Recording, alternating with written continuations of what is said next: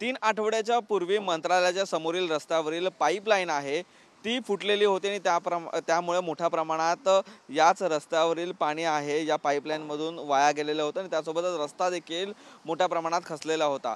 त्यावेळीच BMC कडून हे काम आहे ते हाती घेण्यात आलेलं होतं, परंतु आपण आता पाहतोय 3 आठवडे उलटले तरी सुद्धा या रस्त्याचं काम आहे ते अजूनपर्यंत पूर्ण झालेलं नाहीये। या मंत्रालयाच्या समोरून जाणारी ही संपूर्णपणे पाईपलाईन आहे ती बुधवार जेटी आहे तिथपासून मंत्रालयापर्यंत संपूर्णपणे असलेल्या आस्थापनांना पाण्याचा पुरवठा आहे ती करत असते। त्यावेळी पाण्याचा तुटवडा देखील काही प्रमाणात जाणवलेला होता, परंतु पाण्याची लाईन दुरुस्त केली असली तरी सुद्धा या रस्त्यावरील जे काम आहे ते अजूनपर्यंत अपूर्ण आहे तसंच पद्धतीत दिसून येत आहे। या ठिकाणी बॅरिकेडिंग करून ज्या वाहनांची जो वेग मर्यादा आहे तो कमी केला जातोय, परंतु वाहतूक कोंडीचा मोठ्या प्रमाणात फटका आहे तो या ठिकाणी दुपारच्या वेळेस नागरिकांना वाहन चालकांना सोसावा लागतोय। आता देखील पाहिलं तर आपण अर्धा रस्ता आहे तो बॅरिकेडिंग करून या ठिकाणी ठेवलेला आहे।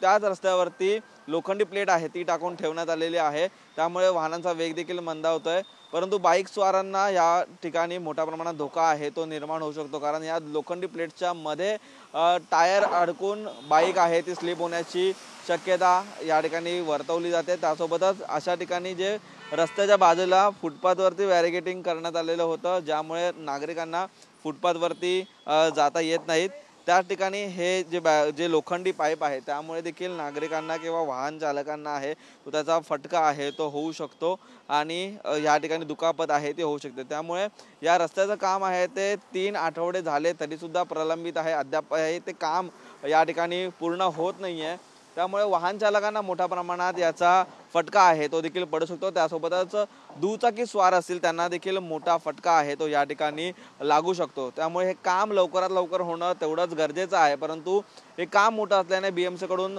फार वेळ लागत असल्याचं देखील चित्र या ठिकाणी दिसून येते।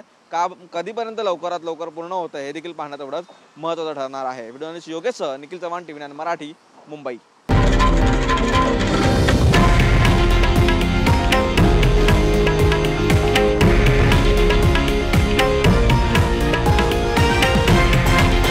हे आहे देशातील नंबर 1 न्यूज नेटवर्क आणि आपण पाहत आहात TV9 मराठी, एकमेव।